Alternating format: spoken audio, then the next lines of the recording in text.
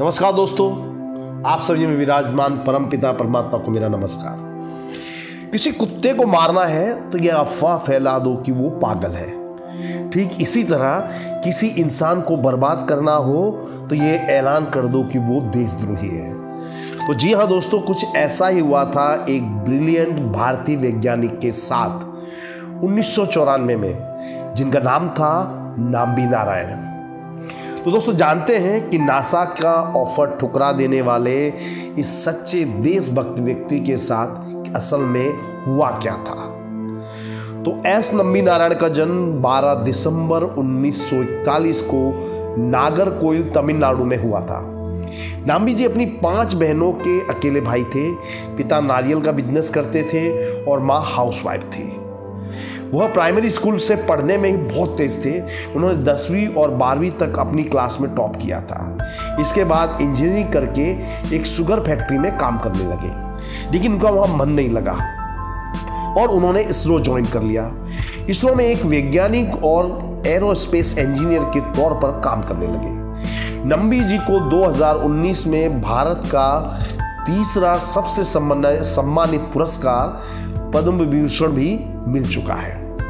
तो उन्होंने cryogenic engine को विकसित करने में महत्वपूर्ण भूमिका निभाई थी, जिस इंजन का उपयोग भारत के पहले PSLV में किया गया था। लेकिन उन्हें एक ऐसे झूठे केस में फंसाया गया जिसका खामियाजा पूरे देश ने चुकाया था। इस झूठे केस की वजह से इसरो 10 से 15 साल पीछे चला गया था। तो हुआ ये कि 1991 में रूस ने इसरो के साथ समझौता किया, जिसके तहत रूस भारत को क्रायोजेनिक इंजन की तकनीक ट्रांसफर करने के लिए राजी हो गया और यह डील 235 करोड़ रुपए में रूस के साथ हुई थी।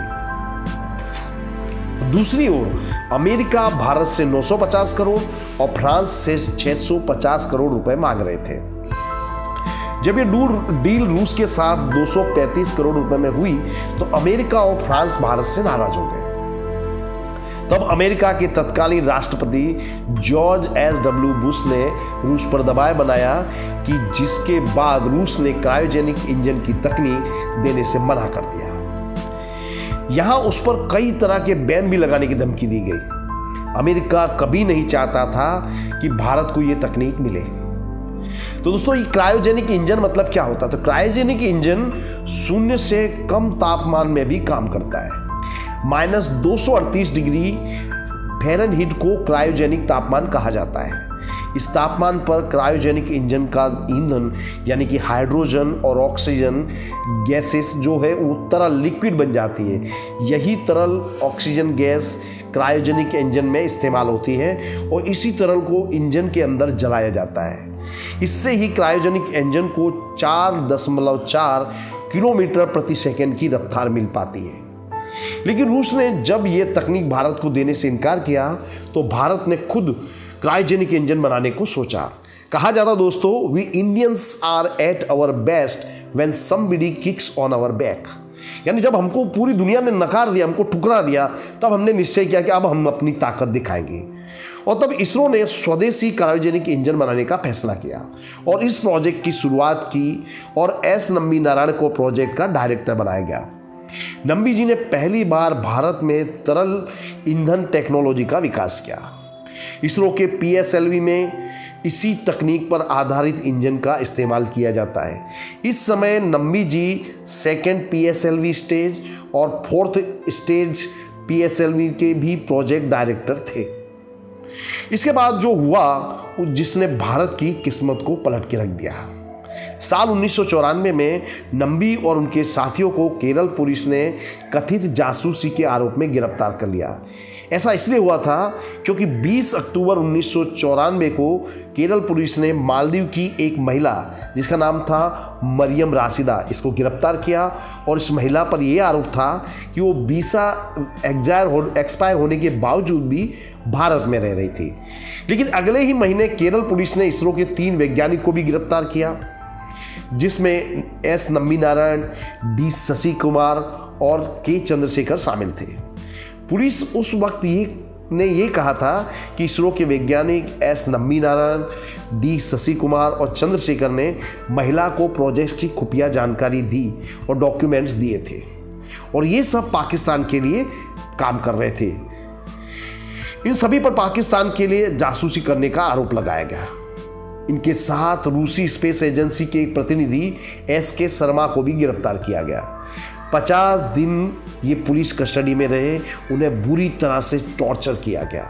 बाहरी ताकतों का इस सब में बहुत बड़ा हाथ था। अमेरिकी एजेंसी CIA द्वारा जो नहीं चाहती थी कि भारत एक क्रायोजेनिक इंजन बनाने में सफल हो। CIA ने विश्व की राजनीति में उस समय उथल पुथल पैदा कर दी थी। आतंकवाद, तख्तापलट, जासूसी, युद्ध जैसे हर एक मूवमेंट में अपनी जड़ें उन्होंने जमा दी थी। अमेरिका की CIA की स्थिति कुछ ऐसी थी कि अपने सामने किसी और को खड़े नहीं होने देना चाहती थी। नम्मी नारायण को देश के गद्दारी करने और देशद्रोह का, जासूसी का टैग लगा दिया गया। उस समय किसी ने उनका साथ नहीं दिया। इसरो और वर्तमान सरकार भी मानो मौन थे। एक पल में सभी ने यकीन कर लिया कि उन्होंने पाकिस्तान को क्रायोजेनिक इंजन की तकनीक बेची है, वो पाकिस्तान के लिए जासूसी करते हैं। यहां तक उनके आसपास के लोग भी मानने लगे कि वे देशद्रोही हैं। इनके बच्चों को देशद्रोही का बेटा कहकर इंसल्ट की जाती थी। इनकी पत्नी को ऑटो वाले ऑटो से बाहर कर देते थे। मंदिर में पंडित ने प्रसाद देने से मना कर देते थे। मानो एक पल में ही इनका सब कुछ मिट गया। नरक से बदतर जीवन हो गया था।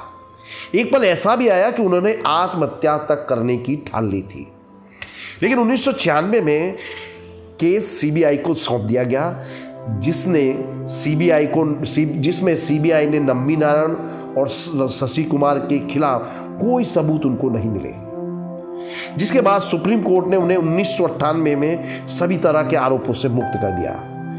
लेकिन यह सब कुछ इतना आसान नहीं था। इसके बाद लंबी लड़ाई चली। सरकार और पुलिस, इसके बाद समाज के द्वारा राजद्रोह के टैग मिलने के बाद उनके साथ जो कुछ हुआ उसकी भरपाई के लिए सुप्रीम कोर्ट ने उन्हें 2018 में कंपनसेशन के रूप में 50 लाख रुपए दिए। लेकिन उनके साथ जो कुछ भी हुआ उसका खामियाजा पूरे देश ने भुगता है।